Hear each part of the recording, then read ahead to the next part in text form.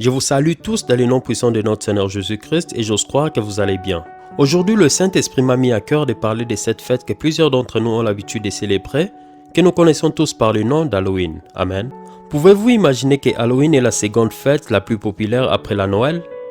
Dépendant du pays où vous vivez, mais déjà à partir du mois d'août, et quand vous entrez dans des shops où vous voyez des costumes, des statues, des images d'Halloween qui sont vendues pour préparer cette grande fête qui arrive. Et cela montre combien cette fête est importante. Mais aujourd'hui, ensemble, nous allons essayer de faire une étude approfondie afin que nous puissions comprendre la vraie histoire derrière Halloween. Amen. Avant d'aborder ce sujet, j'avais eu à faire des petites recherches et j'ai remarqué qu'Halloween était au départ une fête celtique d'origine irlandaise.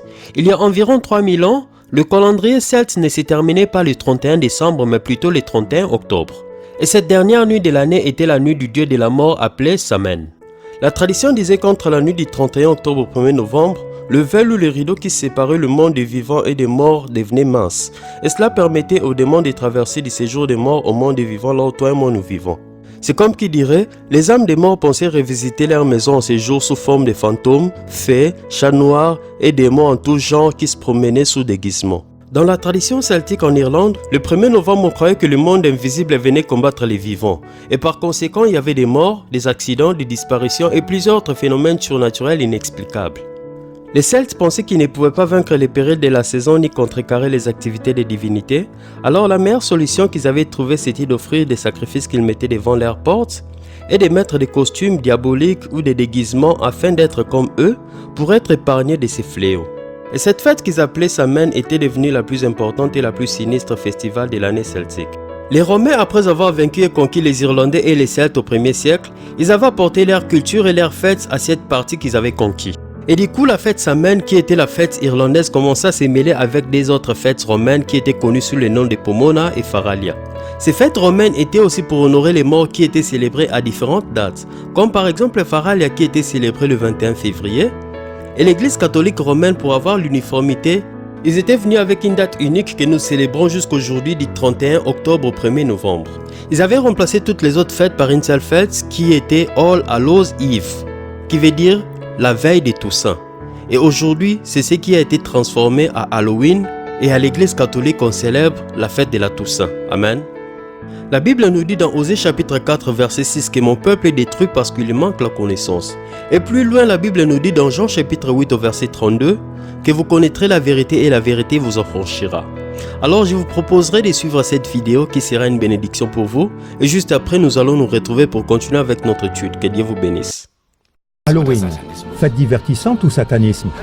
Halloween, c'est l'occasion pour de nombreux enfants, adolescents et adultes de faire une fête d'horreur amusante et effrayante.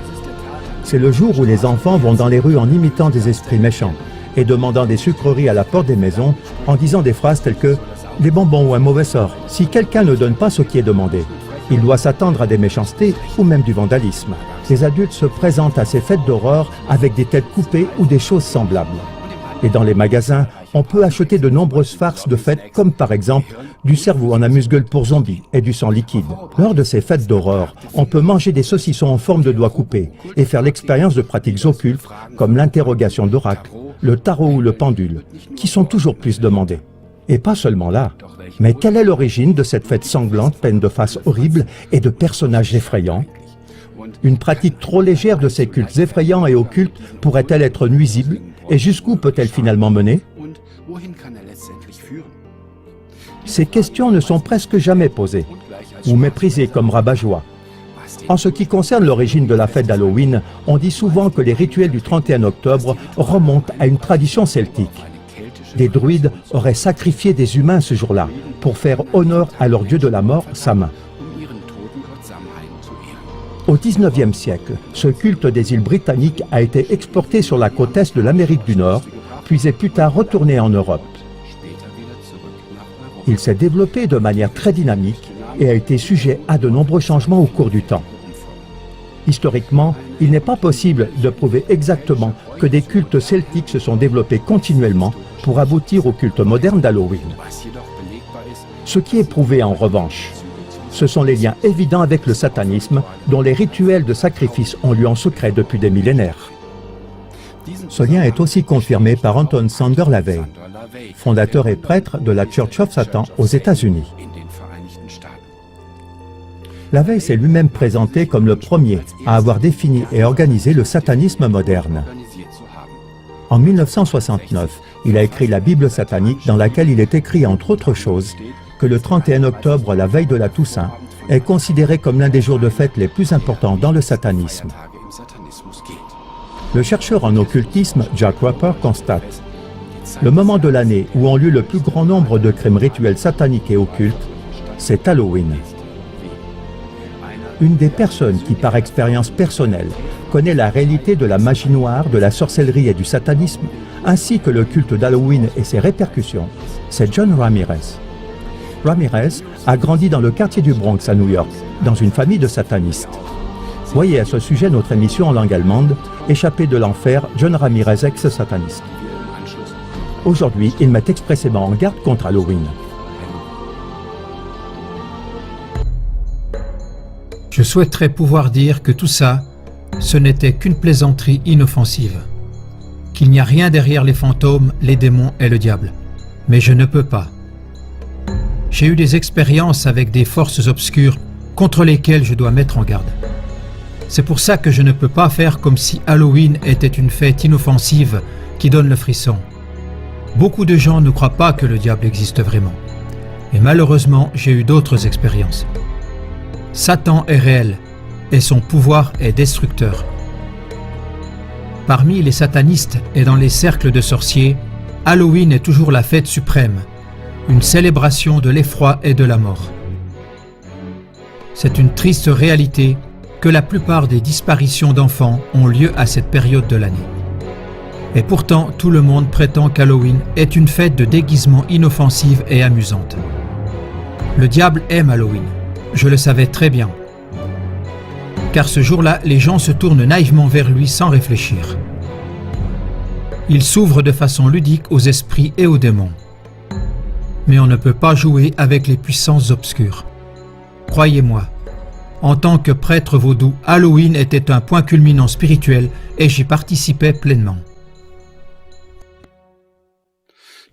D'après ce témoignage, la coutume d'Halloween ne serait pas seulement une mode de notre société événementielle, pas seulement une occasion de faire des affaires entre les offres d'été et les produits de Noël, mais aussi une journée où des cruautés réelles sont pratiquées.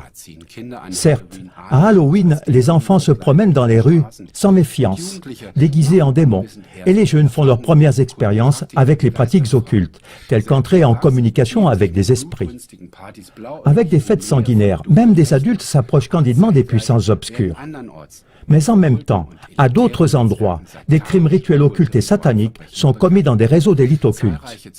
De nombreux témoignages de victimes et de personnes ayant quitté ces cercles, comme le banquier hollandais Ronald Bernhardt, confirment la pratique de la violence rituelle, de la torture humaine, des meurtres d'enfants et du cannibalisme.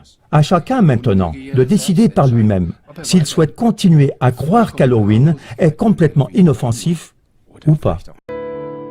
Bien-aimés, pour conclure, je vais rapidement lire certaines références bibliques pour que nous sachions pourquoi est-ce que nous ne devons pas célébrer Halloween. Marc chapitre 16 du verset 8 au verset 9, la Bible dit: « Vous abandonnez le commandement de Dieu et vous observez la tradition des hommes. » Il leur dit encore: « Vous anéantissez fort bien le commandement de Dieu pour garder votre tradition. » Amen. 2 Corinthiens chapitre 6 du verset 16 au verset 18, la Bible dit: « Quel rapport peut-il y avoir entre le temple de Dieu et les idoles? En effet, vous êtes le temple du Dieu vivant. Comme Dieu l'a dit, j'habiterai et je marcherai au milieu d'eux. Je serai leur Dieu et ils seront mon peuple.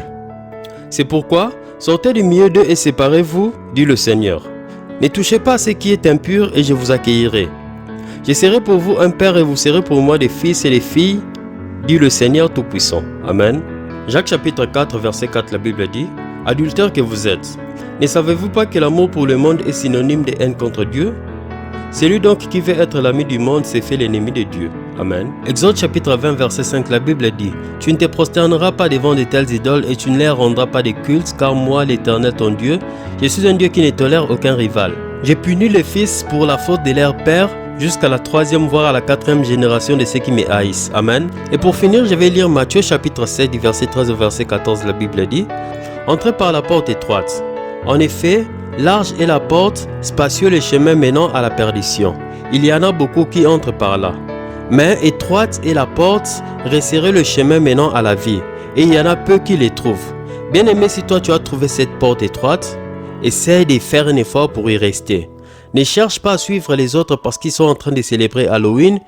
Ne cherche pas à être influencé par les gens tout autour de toi. Ne fais pas les choses parce que les autres les font. Ne fais pas les choses parce que tu es habitué à les faire ou parce que tes arrières et arrières ont eu à les faire et tu t'es habitué, c'est devenu comme une coutume ou une culture. Ne cherche pas à te familiariser avec des choses qui sont contre la parole de Dieu. Cherche à rester dans la parole de Dieu. Marche et demeure dans la présence de Dieu. Résiste à la tentation, fuis les péchés. Combat les bons combats de la foi et tu verras la gloire de Dieu. Que Dieu te bénisse.